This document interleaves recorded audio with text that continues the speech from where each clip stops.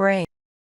The small monkey carefully completed the last piece of the 100-piece puzzle. When all the pieces of the puzzle were put together, they made a copy of Sunflowers, a picture by the famous painter, Van Gogh. "Well done, Max," said a young woman in a white coat.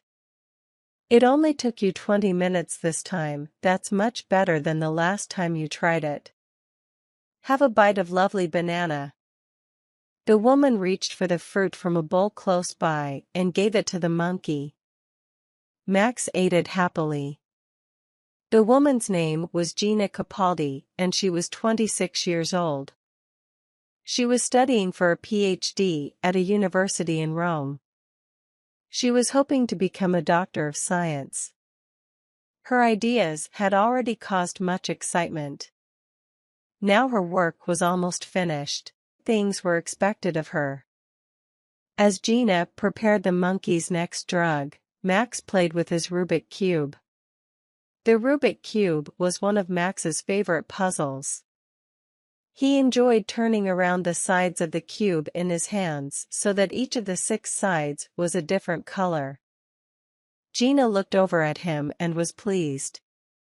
He was getting better every day. Max completed the Rubik cube in 5 minutes. Mr. Dimitri sat behind a big desk in a large office in a huge building in New York.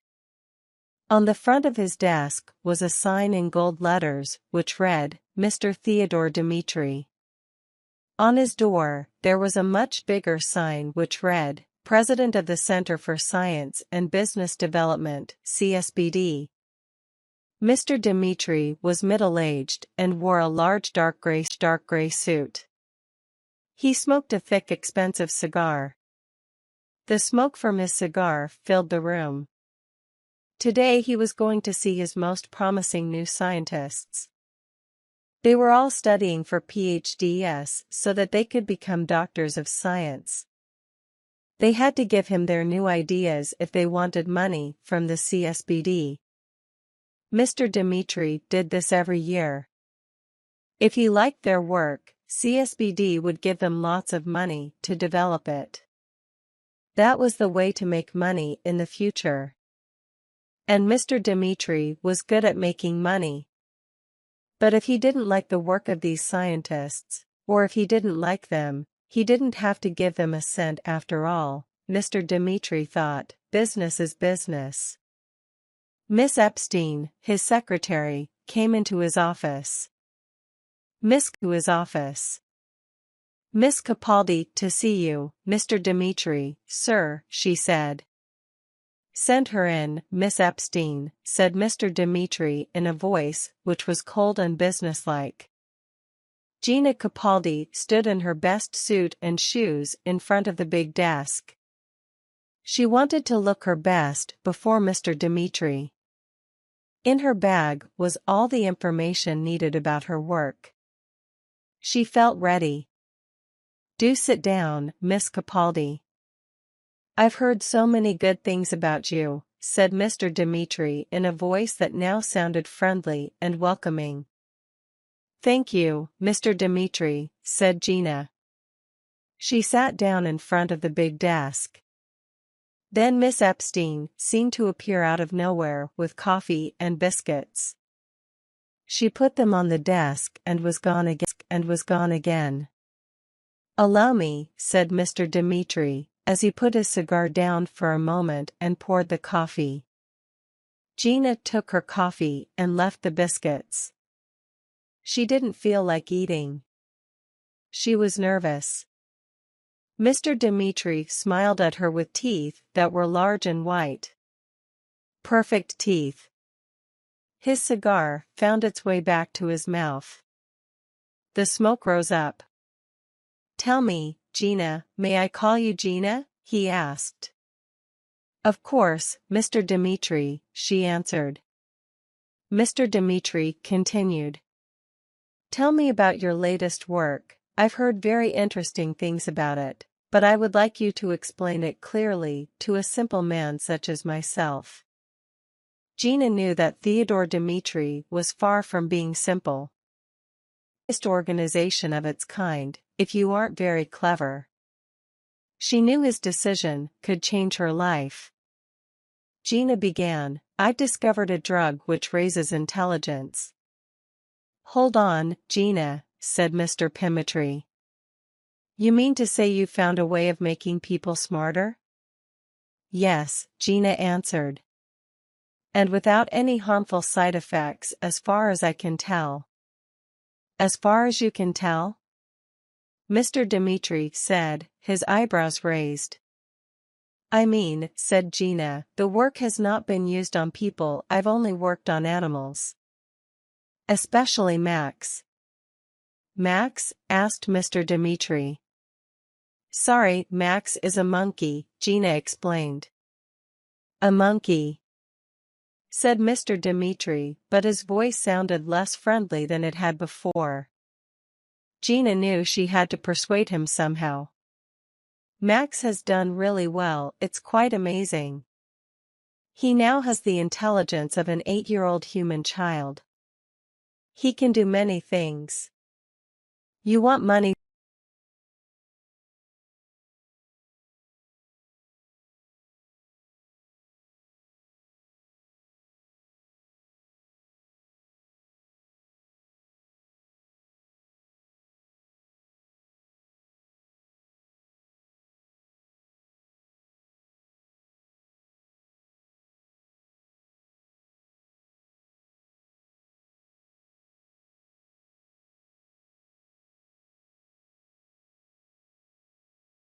Yes, said Gina. If you would allow me.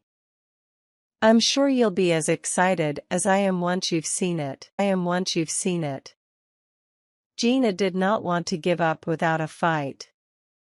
Her future depended on Mr. Dimitri's decision. Let's see what you've got, he said in his low voice. The video showed Max 3 years earlier, before Gina had begun to work on him when he was still a normal monkey. Then, 3 months after her work had begun, Max was seen drawing simple pictures with a pencil. After a year, he was spelling out simple words. After 2 years, he could add and take away simple numbers. After 3 years, he could read, write, and do basic mathematics. He also understood everything Gina said to him. Max had come to see Gina as his mother, and he loved her. The video finished with Max putting his arms around Gina while Jin laughed. That's one smart monkey. Can you make him any smarter? Mr. Dimitri asked. Gina knew he was interested. She was pleased. Max can be as intelligent as we want to make him, M.F. Dimitri, she said, trying not to show her pleasure in what she had achieved. Yes, he said. But could that monkey be made to be as smart as a man? Or a woman, thought Gina. As I said, Mr. Dimitri, said Gina, we can make him as intelligent as we want to. You mean, asked Mr. Dimitri, that monkey could get to be smarter than I am? I suppose it is possible. No reason why not, as far as I can tell. Although, of course, Max is a long way from that just now, Gina said. But you're working on it, right? Mr. Dimitri asked. Well, yes. Gina was less confident now. And what if you worked on a human being, could you make them smarter? He asked. Gina answered, I think so, Mr. Dimitri. Mr. Dimitri narrowed his eyes. You only think so? Well, said Gina, the brains of a monkey and a man are built in much the same way, so I'm almost certain. Almost certain. Mr. Dimitri looked out of the window, down at the streets of the busy city far below them, smoke rose lazily to the ceiling. Gina's hopes of money and success and her PhD depended largely on the decision Mr. Dmitri would make. "Tell me, Miss Capaldi," said Mr. Dmitri. Gina noticed he had stopped using her first name. This looked bad. "Have you ever taken this stuff yourself to increase your own intelligence?" "Why'd that?" He turned to look out of the window again. "Of course not, Mr. Dmitri," Gina said to the back of his head. "But if you think I should." "No." Mr. Dmitri had turned suddenly from the window as he said this. The speed of his action surprised her because he was such a large man. His eyes were wide, looked angry. Gina was scared. "Miss Capaldi," Mr. Dmitri said, lowering his voice, "your work has been very good.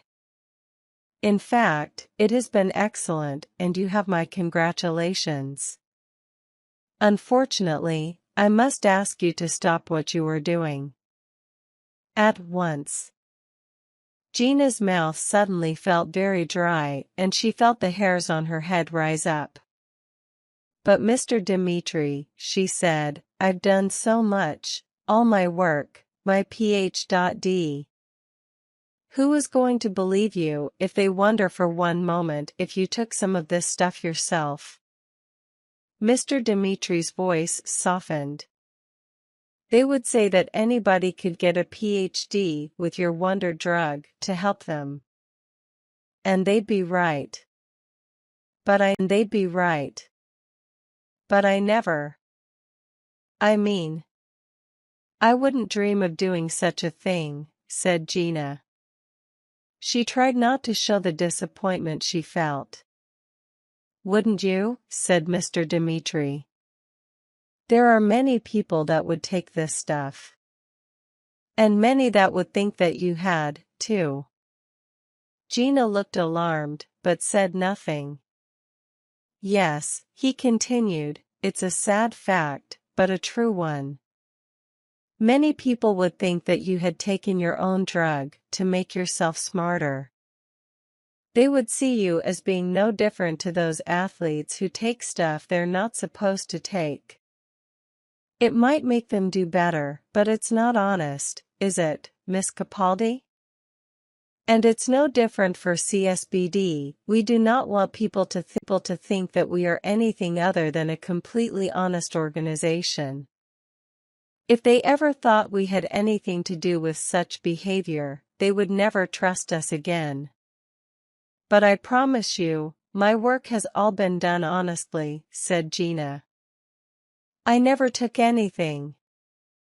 "But," said Mr. Dmitri as he looked straight at Gina's eyes, "you would if I asked you to, wouldn't you?"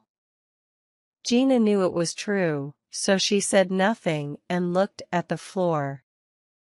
Mr. Dmitri turned his great weight towards her and put his hand on her shoulder. "I understand how much you want to succeed, Miss Capaldi. Don't worry. I'm going to talk to the people at your university. I think you should have a PhD for the work you've done so far." Gina raised her eyes. "Miss Capaldi, I believe in your honesty and believe you are a brilliant young scientist.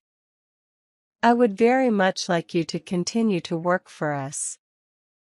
Gina shut her eyes. She was taught happy to speak. "But in a different area," Mr. Dmitri added. Gina opened her eyes.